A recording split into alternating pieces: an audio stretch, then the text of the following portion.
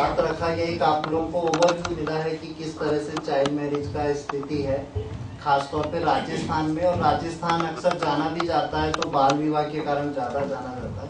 But मैं थोड़े एक दो स्ट्रक्चरल इश्यूज पे बात करूंगा कि हम इस पूरे चाइल्ड मैरिज इशू को किस नजरिए से देखते हैं। क्या हम इसे चाइल्ड राइट्स पर्सपेक्टिव से देखते हैं या हम इसे डोमेस्टिक वायलेंस पर्सपेक्टिव से देखते हैं, और दोनों ही महत्वपूर्ण हैं।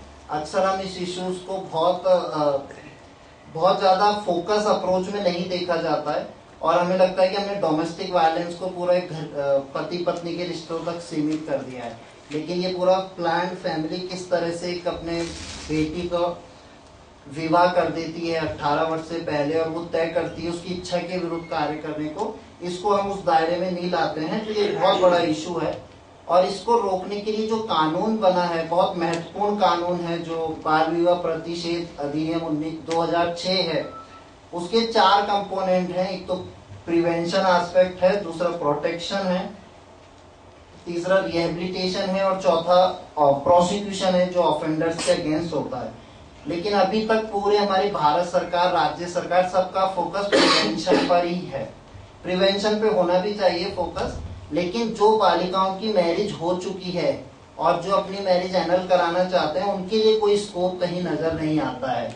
और एक्ट में प्रोविजन है लेकिन कोई इनएडुकेट इम्प्लीमेंटेशन के कारण हम उस पर फोकस नहीं कर पा रहे हैं।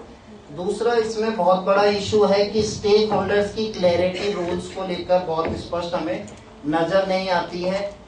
स्टेक होल्डर्स में हम लोगों ने एसडीएम्स को पावर दिए हुए हैं, चाइल्ड मैरिज प्रिवेंशन ऑफिसर के, जो ऑलरेडी लॉ एंड ऑर्डर से बहुत ज्यादा प्रॉब्लम्स में रहते हैं।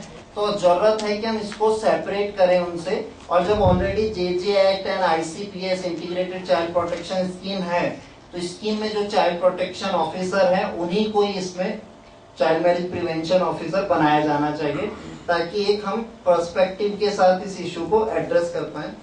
इसके अलावा इस पूरे एक्ट में अभी तक रिहेबिलिटेशन वाला कंपोनेंट बहुत वीक है, या कहीं हमें ये लगता है कि मान लीजिए किसी बालिका का विवाह होने वाला है और हम जाकर रुकवा देते हैं, तो उस वक्त के लिए तो ये हमारी उपलब्धि है, लेकिन क्या हम उसे डोमेस्टिक वायलेंस एक्ट के तहत प्रोटेक्शन ऑर्डर दिलाने की बात करते हैं, ताकि उसकी इच्छा के विरुद्ध दोबारा ऐसी प्रैक्टिस ना हो कि उसकी मैरिज उसकी इच्छा के विरुद्ध की जाए।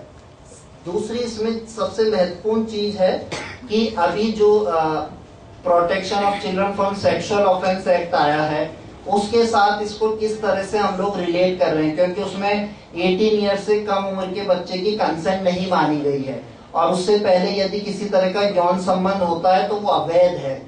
तो आप पूरा चाइल्ड मैरिज एक्ट में इस चीज को हमें देखने की जरूरत है कि हम किस तरह से हैंडल कर रहे हैं कि, और जो बात कहा गया कि गौना होने के बाद जब बालिका चली गई और वो बिलो 18 है, तब उसके साथ यदि इस तरह के सेक्सुअल रिलेशनशिप डेवलप होते हैं तो उनको किस तरह से इश्यूज को एड्रेस किया जाएगा, एक बहुत बड़ा इसमें मसला है।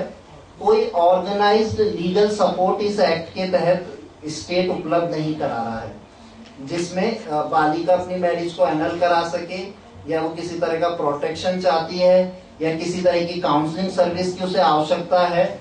और अभी तक हम लोगों ने जब इंटरेक्शन किया काफी गर्ल्स के साथ, तो उन्होंने कहा कि हम शादी से बाहर निकलना चाहते हैं, लेकिन कैसे निकलें, क्या मैकेनिज्म है, वो किसी को पता नहीं है। और ना उसको स्टेट इतना फैसिलिटेट करता है, बताने की कोशिश करता है कि कोई बालिका उसमें से बाहर निकल पाए। तो उन सबको फिर यही महसूस होता है कि अब हमारी शादी हो चुकी है तो हमें अपनी इच्छा के विरुद्ध भी इसी आदमी के साथ अपना जीवन जीना है। तो ये बहुत बड़ा मसला है, क्योंकि इसी जब एक बार चाइल्ड मैरिज हो जाता है फिर उसके सारे राइट जो हैं वो वॉयलेट होते जाते हैं और लिमिटेड अपॉर्चुनिटी उस महिला के पास रहती है। इसके अलावा एजुकेशन, वायलेंस, वो सारी चीजें इसमें साथ के साथ रहता है कि उसको अच्छी एजुकेशन नहीं मिल पाती है। एक जो पूरा मॉर्निंग में बात आ रहा था कि इसको किस तरह से लिंकेजेस करें हेल्थ सर्विस के साथ, उसको वाकई देखने की जरूरत है, क्योंकि जब बालिका की मैरिज भी हो गया है और मान लीजिए गौना 18 के बाद भी होता है, तो भी बालिका को अक्सर अपने हेल्थ सुविधाओं के बारे में या किस तरह से इन मुद्दों को देखना चाहिए उसकी क्लैरिटी नहीं होती है। तो वो मैकेनिज्म किस तरह से हम इसमें तैयार कर सकते हैं, उस पर हमें सोचने की जरूरत है। साथ ही साथ रजिस्ट्रेशन, हमें लगता है कि जब हम इसको एक मैरिज मानते हैं और पूरा एक्ट भी कहता है कि इनका रजिस्ट्रेशन होना चाहिए, मैरिज रजिस्ट्रेशन, क्योंकि आप तभी आपके पास ये डेटा आ पाएगा कि कितनी ऐसी बालिकाएं हैं जिनका विवाह हो चुका है। अभी तक हमारा फोकस ये रहता है कि कितने गांव में हमने विवाह रोके, लेकिन ये एक्सरसाइज नहीं हुआ है कि कितनों की हो चुकी है और उनमें से कितनी ऐसी हैं जो बाहर निकलना चाहती हैं या कितनी ऐसी हैं जो कंटिन्यू करना चाहती हैं। इस गैप के कारण ये पूरा हमारा समस्या बना रहता है और इसी का फिर हम लोग नतीजा देखते हैं कि जो इन्फेंट मोर्टेलिटी रेट है वो बहुत हाई है। राजस्थान में अगर हम देखें, बूंदी डिस्ट्रिक्ट जहाँ पे बताया सबसे ज्यादा चाइल्ड मैरिज है, तो वहाँ 72 है IMR। तो ये सारे इश्यूज एड्रेस नहीं हो पाते हैं और जो पूरा सुबह से हम लोग जो डिबेट कर रहे हैं या चर्चा है हमारी रिप्रोडक्टिव राइट्स की, उसमें बहुत जरूरी है कि हम ये जो अर्ली मैरिजेस हैं और ये गर्ल्स के जो इश्यूज हैं इनको हम लोग एड्रेस करने की बात करें। मॉनिटरिंग मैकेनिज्म बहुत वीक है क्योंकि सिर्फ अभी तक सरकार फोकस करती है आखा तीज या उसके अलावा 9 ऐसे अबूझ सावे जिनमें बसंत पंचमी है, नवरात्रा है, गंगा दशमी है। इस पर भी वो लोग सिर्फ कलेक्ट्रेट में कंट्रोल रूम सेटअप होता है, सारे SDM कलेक्टर्स इस पे फोकस करते हैं। बस उन 7-10 दिन के अभियान के अलावा पूरे साल चाइल्ड मैरिज पे कोई फोकस वर्क नहीं हो पा रहा है। तो एक बहुत बड़ा गैप है। तो मॉनिटरिंग इसमें पूरा जो कंपोनेंट है वो छूटा हुआ है। साथ के साथ जो सबला कार्यक्रम गवर्नमेंट ऑफ इंडिया का एडोलेसेंट गर्ल्स के साथ चल रहा है, उसके साथ भी इसको काफी रिलेट करने की आवश्यकता है, जिसमें किशोरी समूह की हम लोग बात करते हैं। किशोरी समूह में हम उनको न्यूट्रिशन जो उसका कंपोनेंट है, उसके अलावा भी जब हम उसकी वोकेशनल ट्रेनिंग, पैरालीगल ट्रेनिंग्स की बात करते हैं, उस कंपोनेंट के साथ भी इसको जोड़ा जाए और किस तरह से हमारे पास एक पूरा गांव स्तर पे कुछ मॉनिटर्स निकले जो बता सकें कि हाँ मेरे साथी की मैरिज हो रही है, मेरी सहेली की हो रही है, तो कुछ हम लोग उसमें खास इंटरवेंशन कर सकते हैं। एक तो ये इसमें इशू नजर आ रहा है। साथ के साथ एक दो चीजें और हैं जिसको हमें देखने की जरूरत है कि ट्रैफिकिंग बहुत व्यापक स्तर पे अब ट्रैफिकिंग हो रहा है और ये अदर स्टेट से हो रहा है ऐसा नहीं है, विद इन डिस्ट्रिक्ट्स भी ये ट्रैफिकिंग बहुत बढ़ गया है और कई मैरिज के केसेस आए हैं जिनमें जो आदमी है वो 55 साल 50 साल का है और बालिका 16-17 साल की होती है। तो ये सिर्फ मैरिज एक जो रिलीजन, कस्टम, ट्रेडिशन था सिर्फ उससे ही नहीं, अब बहुत सी चीजों पे निर्भर हो गया है। एक चलन भी इस रूप में बना है कि यदि किसी फैमिली के पास पैसे का अभाव है और तो उस पे जो पैसा देने वाला है वो दबाव डालने की कोशिश करता है कि तुम्हारी बेटी का ब्याह मेरे साथ कर दो। तो इस तरह की चीजें भी कुछ केसेस में सामने आई है। साथ के साथ जो पूरा इशू, अगर कोई इस इशू को रेज करता है, कोई कंप्लेनेंट सामने आता है, तो उसकी सुरक्षा एक बहुत बड़ा सवाल है बहुत। और अब जो चाइल्ड मैरिज का जो चलन है वो इन अबूझ सावों के अलावा पूरे साल चलने लगी है, क्योंकि अब सबको लगता है कि सरकार इन अबूझ सावों पे सख्ती करती है तो उससे पहले कर दो या बाद, लगातार गतिविधियां चलती हैं। कल भी हमारे पास एक केस था जिसमें आज बाड़मेर में एक शादी होने वाला था।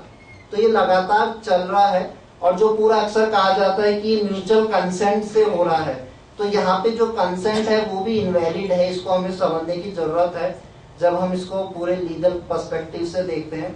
साथ के साथ जो पूरी जाति पंचायत का है और यदि कोई इस इश्यू को रेज करता है तो उसको जाति से बाहर निकाल दिया जाता है, आर्थिक दंड किया जाता है। तो कंप्लेनेंट की सुरक्षा वाला एक बहुत बड़ा इशू है। और आप सब जानते हैं राजस्थान का एक बहुत बड़ा केस है भवरी देवी का, जिसमें उस महिला साथिन थी और उस महिला ने एक बाल विवाह रोका तो उसके साथ दूसरे समुदाय के लोगों ने रेप किया और पूरा इतना बड़ा इशू बना। तो बहुत बड़ा मसला है कि लोग आके इसमें कंप्लेंट नहीं करते हैं।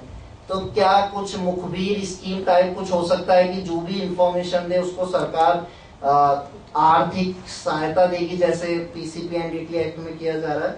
तो मुझे लगता है कि वो सारे इश्यूज देखने चाहिए और ये पूरा जो चाइल्ड प्रोटेक्शन का एग्जिस्टिंग सिस्टम है, JJ एक्ट, ICPS, उससे इस पूरे इशू को रिलेट करना चाहिए।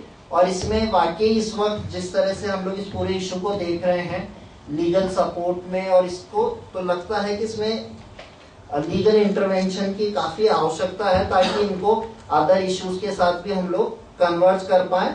और जो जहां तक प्रोसिक्यूशन का सवाल है, राजस्थान में अब तक जब से ये एक लागू हुआ है सिर्फ 4 प्रोसिक्यूशन केसेस आए हैं और वो चारों इसी साल आए हैं।